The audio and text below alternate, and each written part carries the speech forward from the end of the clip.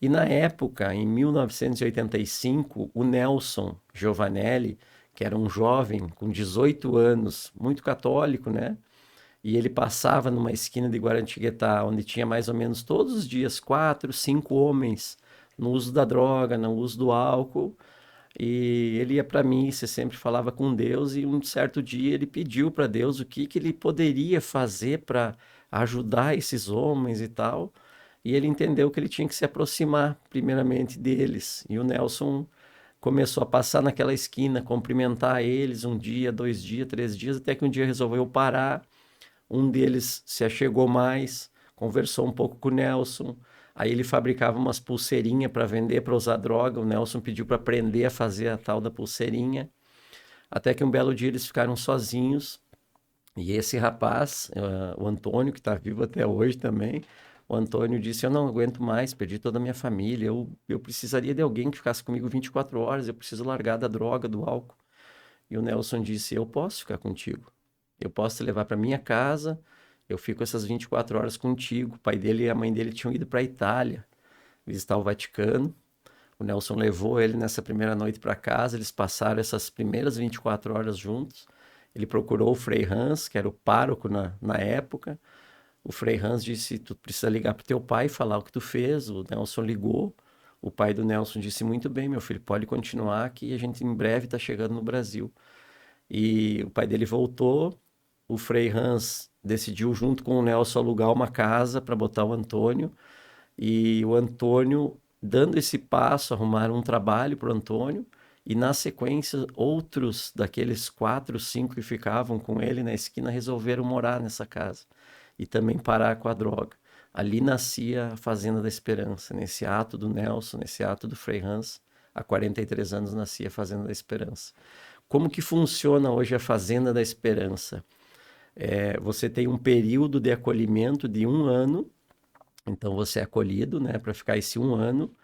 Você não recebe a visita da família durante 3 meses. Os primeiros 3 meses você só escreve carta para a família. Você não tem acesso a celular, não tem acesso a cigarro, não tem acesso a nenhum tipo de medicamento, a não ser que você tome algum controlado. Não existe chave nas portas, né? Então você não está preso de nada, você pode ir embora a hora que você quiser. Mas existe o carisma, né? O carisma da esperança, que é baseado num tripé. Esse tripé é trabalho, convivência e espiritualidade. Então, dentro desse tripé que vai se desenvolver esse tratamento, né? Essa recuperação de 1 ano, para sair desse homem velho e chegar nesse homem novo depois de 12 meses. E por que os 12 meses, né?